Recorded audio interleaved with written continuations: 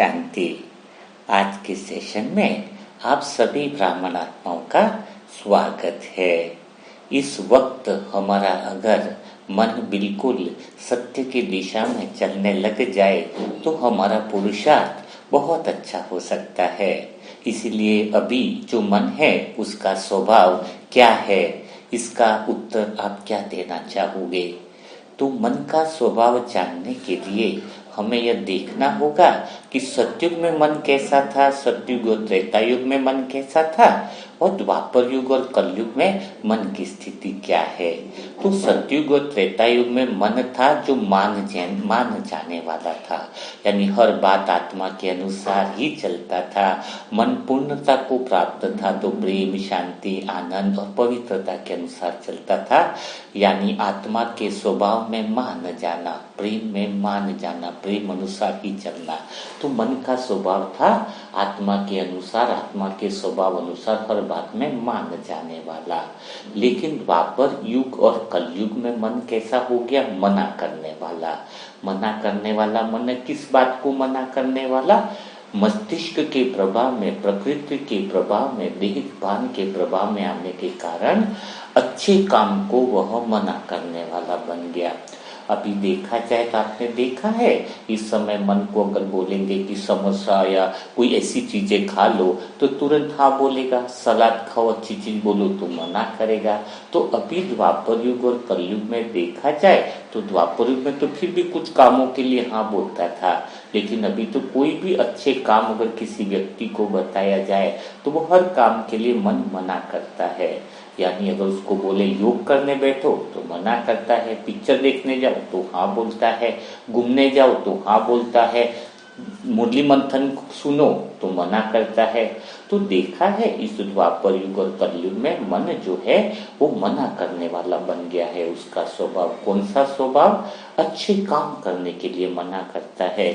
तो जब अच्छा काम करने के लिए मना करता है तो मन आत्मा की इंक्वायरी कैसे कर पाएगा? अभी सच्ची इंक्वायरी कौन सी करनी है?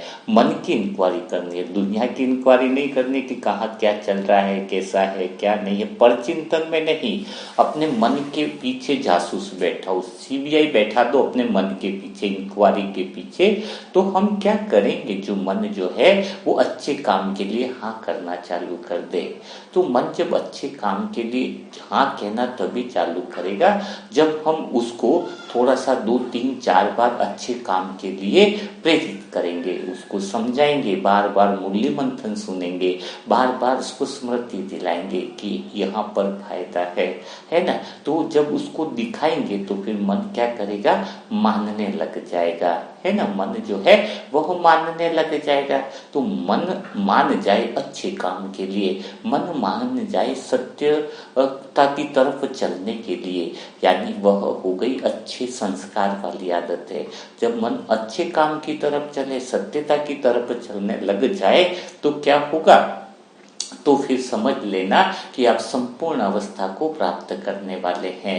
लेकिन फिर भी प्रश्न यह उठता है कई सारी आत्माओं का कि वे योग करना चाहते हैं, मन नहीं मान रहा है, अमृत वेला करना चाहते हैं, मन नहीं मान रहा है, स्वचिंतन करना चाह रहे लेकिन मन नहीं मान रहा है। तो मन को मनाने की सबसे पहली जो टेक्निक क्या है उसको हमें समझना होगा। तो मन को मनाने की सबसे पहली जो टेक्निक है वह है जी को याद रखना है। जी यानी ग्रीडी, यानी आपको ग्रीड यानी लालच देना है। मन को लालच देना है उस काम के लिए जो सत्य काम है, उसके फायदे का लालच देना है। जैसे ही आप निरंतर, जैसे हम कोई अमृत वेला सही तरीके से नहीं कर पा रहा है, समय पर अमृत वेला नहीं उठ पा रहा है और उसका दिल करता है कि मेरा अमृत वेला बहुत बढ़िया हो, तो मन को क्या लालच देनी है कि अमृत वेला करने से क्या फायदे हैं। अमृत वेला करने से भगवान की नजर हम पर पड़ जाती है, भगवान की सर्वशक्ति और दुआओं की नजरें हम पर पड़ जाती है। सुबह जो है वो ट्रैफिक कम रहता है तो हमारा विचार जो है, वो थॉट जो है वो शक्तिशाली हो सक जाता है। हम जो संकल्प करेंगे वो पावरफुल हो जाएंगे, है ना। तो आप यह जब मन को लालच दोगे, कुछ फायदे की बातें मन को गिनाओगे, तो स्वतः ही 3 से 4 दिन में आपका मन उस आदत को, उस हैबिट को स्वीकार कर लेगा। यानी मैन यही बात है ना कि ओरिजिनल संस्कार कैसे डेवलप किए जाए, नई आदतें कैसे डेवलप की जाए, तो आपका मन जो है उसको उस बात के फायदे गिनाने हैं। अगर आपने 10 मिनट भी योग किया है तो समझो आपका कितने पाप कर्म और विकर्म जो है वो विनाश होते हैं। अगर मन को पवित्रता सिखानी है तो पवित्रता के फायदे उसको बताओ, कि मन को दिखाओ कि पवित्रता में कितना फायदा है, पवित्रता में हम बहुत आगे बढ़ सकते हैं, सत्यता तक पहुंच सकते हैं, अतीन्द्रिय सुख के अनुभव में पहुंच सकते हैं। मन जो है वह पूर्णता को प्राप्त कर सकता है। तो कितनी गहरी बात है। मन पूर्णता को प्राप्त करने का मतलब क्या है, यानी आपको ये बात समझ में आ गई होगी। जैसे कि आज भी बाबा ने मुरली मंथन में बताया कि मन जब सारी कामनाओं को खत्म कर दे, सारी कामनाओं को समाप्त कर दे, तो वह क्या बन जाता है, पूर्ण, यानी आत्मा तक सत्यता सामने आ जाती है। तो सत्युग में तो सभी पूर्ण आत्माएं रहने वाली है। सत्युग में कोई ऐसी आत्मा तो है नहीं जो अपूर्ण होगी। अपूर्ण होगी अगर कोई आत्मा, अपूर्ण यानी हुआ अधूरापन। अगर उसको किसी तरह का कोई अधूरापन है तो अधूरापन होगा तो क्या होगा, अधूरापन होने पर एक ही बात होगी कि वह फिर पूर्णता की तरफ भागने लगेगा। तो सत्युग में भी तो फिर देहपान आ जाएगा ना। तो मेन बात क्या आती है, इस बात को गहराई से समझने की जरूरत है। यहाँ पर सभी आत्माएं पूर्णता को प्राप्त करने वाली हैं, लेकिन 2 तरीके से प्राप्त करने वाली हैं। जो सत्युग में आने वाली आत्माएं सभी तो पूर्णता को प्राप्त करेंगे ना, लेकिन जो आत्माएं बिना सजा के पूर्णता को प्राप्त करती है वह सत्युग में ऊंचा पद पाती है ना। जिसको धर्मराज भी सलाम ठोकेगा। यानी बिना सजा के पूर्णता का अर्थ क्या हुआ कि हमारा मन स्वज्ञान से, स्वधर्म के ज्ञान से, प्रेम और ज्ञान के मार्ग पर चलकर, भगवान के सत्य ज्ञान पर चलकर, भगवान के महावाक्यों पर चलकर हमारा मन व्यक्तिगत अहंकार को समाप्त करेगा, मैं और मेरेपन को समाप्त करेगा। हमारा मन जो है उस सत्य स्थिति की तरफ स्वतः ही दौड़कर इच्छाओं और कामनाओं का अंत कर सच्चा सच्चा संत बन जाएगा। अंतर्मुखी होकर सच्चे सच्चे मौन की अवस्था को प्राप्त कर जाएगा, तो वह ऊंचा पद पाएगा।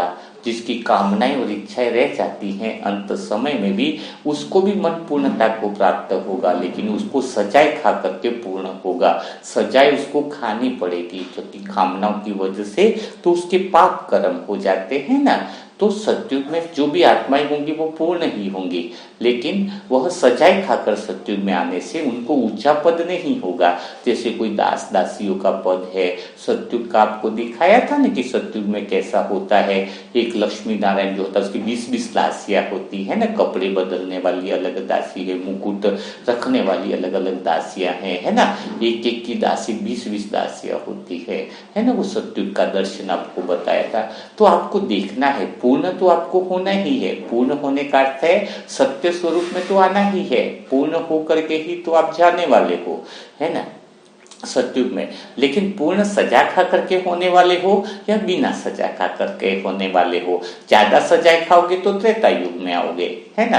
ये इस बात पे डिपेंड होता है कि कौन कितनी कामनाओं को समाप्त कर पाता है, कितनी कामनाएं कितने परसेंटेज में रह जाती हैं, उसी आधार पर पद का निर्धारण होता है। तो आप स्वयं में निर्णय ले लीजिए। समय इतना कम बचा है, ना के बराबर बचा है, क्या यह समय हमें परचिंतन में निकालना है या स्वचिंतन में निकालना है। बाहर क्या हो रहा है, किधर क्या हो रहा है, उससे अच्छा है स्वयं में ये प्रश्न पूछो कि मेरी आत्मिक यात्रा कहाँ तक पहुंची है। आत्मिक यात्रा का आज पहला ही आपको उदाहरण बताया था। आत्मिक यात्रा माना शरीर नश्वर है, इसका ज्ञान होना ही आत्मिक स्थिति है। शरीर नश्वर है, आज नहीं तो कल, काल को खा जाएगा शरीर, है ना। तो शरीर जब खत्म होगा तो उसके पहले ही मैं मंजिल तक पहुंच जाऊं। मौत आने से पहले मंजिल तक पहुंचूंगा या मंजिल नहीं मिले और पहले मौत आ जाए, तो दोनों में से कौन सी स्थिति आपके साथ रहने वाली है, इसी बात पर आपका निर्भर करेगा कि आप जो है वो सत्युग में कौन सा पद पाने वाले हो, है ना। तो उस पर विशेष अटेंशन देना है। मन को सत्यता की तरफ ले जाने की आदत बनानी है ना। और दूसरी बात रही व्यवहार की, तो जब आपका मन सत्यता की तरफ चलने लग जाएगा तो उसका प्रभाव क्या दिखेगा, आपके व्यवहार में परिवर्तन आने लगेगा। जैसे उदाहरण के लिए, अगर दो जगह समोसे मिल रहे हैं, दो दुकानों पर सेम समोसा है, वही सारी सब चीजें उसमें डली हुई, वही स्वाद है लगभग, दोनों दुकानों में एक दुकान पर समोसे के साथ चटनी मिल रही है और एक दुकान पर समोसा ऐसे ही मिल रहा है, तो आप किस दुकान पर जाना पसंद करोगे? रेट दोनों जगह सेम है, तो स्वाभाविक बात है आप वहां पर जाओगे जहां पर समोसे के साथ चटनी है। समझ में आया? तो क्यों वहां पर जा रहे हो समोसे के साथ चटनी? क्योंकि कुछ एक्स्ट्रा आपको वहां पर मिल रहा है। जहां पर कुछ एक्स्ट्रा मिलता है वहां पर सबकी नजर पड़ जाती है। तो लोग जो साधारण चेतना वाले जो लोग हैं, जिनका व्यक्तित्व बहुत साधारण है, वह जो व्यवहार करते हैं वो साधारण समोसे वाला व्यवहार हो गया। आपके व्यवहार में समोसे के साथ चटनी होनी चाहिए नहीं, उस व्यवहार में प्रेम भरा हुआ रहता है, उस व्यवहार में आनंद भरा हुआ है, तो समझ लेना कि आप सत्यता की तरफ बढ़ गए हो, निष्काम कर्म की तरफ बढ़ गए हो। तो आपका व्यवहार कैसा है, आपका चिंतन कैसा है ना? तो अगर आपका व्यवहार अन्य आत्माओं के व्यवहार से कुछ अलग लग रहा है, आपका बात करने का तरीका, आपका बात करने का भाव वो थोड़ो दूसरी आत्माओं से अगर डिफरेंट लग रहा है, तो समझ लेना कि आपके अंदर बहुत अच्छा परिवर्तन आ रहा है। अगर व्यवहार में चेंज नहीं आ रहा है तो समोसे के साथ चटनी देना चालू कर दो। हर बात में एप्रिसिएशन चाहिए। एप्रिसिएशन का अर्थ क्या हुआ कि थोड़ा सा किसी को भी उमंग उत्साह बढ़ाने वाले बोल चाहिए। उमंग उत्साह जिसका बढ़ा हुआ है उसको उमंग उत्साह दिलाओगे तो कुछ फायदा होगा क्या? है किसी को बोले कि यहाँ से आना है, जयपुर से आपको उदयपुर आना है, जयपुर वाला कह रहा है कि मुझे थोड़ा पैसा डाल दो, कार में पेट्रोल डलवाना है, तो मैं वहां पर आ जाऊं। आप बोल रहे हो कि नहीं पहले इधर आ जा फिर पेट्रोल के पैसे ले लेना। तो जब वो जयपुर से उदयपुर आ जाएगा तो पेट्रोल के पैसे की जरूरत किस बात की है? तो किसी को पेट्रोल की जरूरत कब पड़ती है? जब वह बिल्कुल डाउनफॉल में है, वह परेशान है, उसका उमंग उत्साह गिरा हुआ है, तब उसको एप्रिसिएशन की जरूरत होती है। इसलिए पोहे शब्द को याद रखो। जिसने पोहा को ध्यान रख लिया, POHA, पोहा की स्पेलिंग क्या होती है? POHA, तो पावर ऑफ ऑनेस्ट एप्रिसिएशन, यानी किसी की ईमानदारी के साथ, दिल के साथ अगर उसकी तारीफ करे, उसका उमंग उत्साह बढ़ा कि नहीं कोई बात नहीं तू कर सकता है, मुझे तेरे पर भरोसा है। कोई भी चीज आपकी उसको अच्छी लग सकती है। उसके जूते अच्छे लगे, जूतों की तारीफ कर दो, जूते अच्छे नहीं तो उसके ऊपर पैंट की तारीफ करो, पैंट की तारीफ नहीं तो उसके ऊपर पहने हुए शर्ट की तारीफ करो, कुछ तो अच्छा होगा ही उसके अंदर। ऐसी कोई आत्मा तो है नहीं कि जो उसके अंदर कुछ अच्छा नहीं है। अरे कुछ अच्छा नहीं है तो यही बात बोल दो कि आपके अंदर कितनी बड़ी विशेषता है जो आप मेरी बात को सुन रहे हो। यह भी धैर्यता और संयम वाली बात है। तो यह गुण तो हो ही है कि आपकी वो बात सुन रहा है। तो परिवार में बच्चे हो गए, फैमिली हो गए, अगर आपने पावर ऑफ ऑनेस्ट एप्रिसिएशन का मेथड अपना लिया, POHA, पोहा को अगर याद कर लिया और साथ में समोसा और चटनी को ध्यान में रख लिया, तो पूरा परिवार आपका बदल जाएगा। आपका जो है वो आश्रम में, सेंटर में जो भाई बहन है, दूसरे जितने भी भाई बहन है, उनको एप्रिसिएशन करो। अगर आपकी वजह से किसी का उमंग उत्साह कम होता जा रहा है, किसी की चेतना का स्तर आप कम करने के निमित्त बन रहे हो, तो समझो बहुत बड़े पाप के भागी बन रहे हो। क्योंकि बाबा ने आपको सबकी चेतना का स्तर बढ़ाने के लिए निमित्त बनाया है, उमंग उत्साह बढ़ाने के लिए निमित्त बनाया है। आपके पास बहुत अच्छे निष्काम कर्म करने के लिए बहुत सारे अवसर परमात्मा देता है। आपको अवसर इस बात का देता है कि हर एक आत्मा का आप एप्रिसिएशन करके उसकी हौसला को बढ़ा सकते हो। चाहे वो दोस्त हो, चाहे रिश्तेदार हो, चाहे ब्राह्मण परिवार की कोई भी आत्मा क्यों न हो, उस आत्मा का हम उमंग उत्साह बढ़ा सकते हैं। इसी को तो कहते हैं निष्काम कर्म, है ना? कि power of honest appreciation. Poha, Poppy मन पावर, ओ मन ऑफ, है ना? एच माने ऑनेस्ट और ए का अर्थ है एप्रिसिएशन। तो आप कितनी आत्माओं का दिन भर में उमंग उत्साह बढ़ाते हो, या आपकी वजह से कितनी आत्माओं का उमंग उत्साह डाउनफॉल में जाता है। अगर आप किसी का उमंग उत्साह गिराने के निमित्त बनते हो तो बहुत बुरी बात है ना।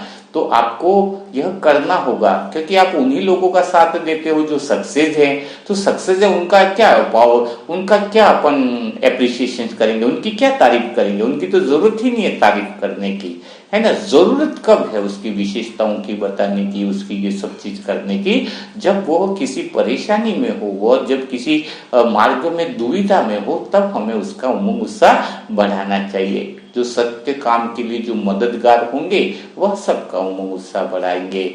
जो मस्तिष्क के प्रभाव में है, जिसका मन मना करता है अच्छे कामों के लिए, वो खुद तो डूबते ही हैं लेकिन दूसरे को भी डुबाएंगे। तो ऐसी आत्माओं के संग के प्रभाव से हमें दूर रहना होगा। हमारा मन जो है वो अच्छी संगत में रहेगा तो अच्छे कामों को जल्दी स्वीकार करेगा, अच्छी बातों को जल्दी स्वीकार करेगा। तो आपको ये सारी बातें समझ में आ गई होंगी। तो अच्छा काम करने की जब बात चल ही रही है, पावर ऑफ ऑनेस्ट एप्रिसिएशन की बात चल रही है, तो क्यों नहीं आज हम आप और सब मिल करके, हमारा मनसा परिवार जो है बहुत प्यारा परिवार है, इतना सुंदर परिवार दिया है, इसकी हर एक आत्मा मानो एक फूल और गुलदस्ते की तरह है।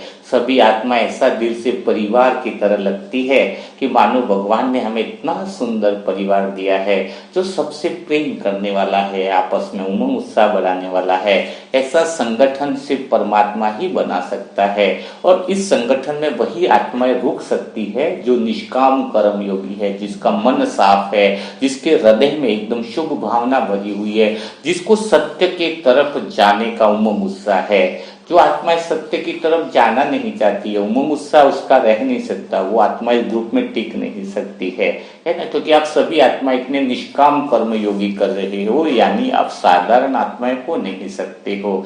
तो आज हम उसी सिलसिले में एक आत्मा का ऑनेस्ट दिल से एप्रिसिएशन करेंगे, पावर ऑफ ऑनेस्ट एप्रिसिएशन, वो है लता बहन का। आज हम जिन आत्मा को दिल से दुआ देंगे वो आत्मा है लता बहन की। तो लता बहन को जो हम दुआएं देंगे तो उनके परिवार के लिए भी हम ढेर सारी दुआ करेंगे। तो उनको इस प्रकार दुआएं दें कि उनका मन शुद्धता की तरफ बढ़ता चला जाए और उनके परिवार में भी बहुत सारी खुशियां आती जाए, उनके जीवन के अंदर परमात्मा की छत्र छाया सदा बनी रहे और वह अशुद्ध संगत से सदा बची रहे। क्योंकि सबसे बड़ी चीज यह है कि माया जो है वह इतनी जबरदस्त है कि वो ऐसे ऐसे संग में डाल देती है जो उसकी चेतना का स्तर को गिरा देती है। तो वह हमेशा हम इस बात में लगे रहे कि हम स्वयं की आत्मचिंतन और आत्मनिष्ठ हो सके। तो लता बहन के लिए भी यही दुआ करें कि वो सदा भगवान की छत्र छाया में बनी रहे और उनके परिवार की सबकी शुद्ध मनोकामनाएं पूरी हो। तो हमारे दिल की दुआएं भी बहुत अच्छे से काम आएगी, है ना। तो बिना देरी किए हमें लता बहन और उनके परिवार को ढेर सारी दुआएं देनी है। कोई भी नई आत्मा जुड़ना चाहती है ग्रुप से और अपने पुरुषार्थ को अगर दिल से बढ़ाना चाहती है, और क्योंकि वो वही आत्मा इस ग्रुप से जुड़े जो सत्यता की तरफ बढ़ना चाहती है ना, आत्मा के सत्य ज्ञान को पहचानना चाहती है, कुछ जिज्ञासा है, कुछ उमंग उत्साह है, तो ही इस ग्रुप में जुड़े। इस ग्रुप का व्हाट्सएप मोबाइल नंबर है 7202921969। इस पर अपना नाम और सेंटर का एड्रेस लिखना जरूरी है, तो इसको फिर इस बात का जवाब दिया जाएगा और पुरुषार्थ के ऑडियो टास्क वगैरह जो भी हुए वह उसमें सम्मिलित किया जाएगा। तो कल फिर हम मुलाकात करेंगे ऐसे ही दुआओं के सेशन के साथ। तब तक के लिए सभी भाई बहनों को ओम शांति, ओम शांति, ओम शांति।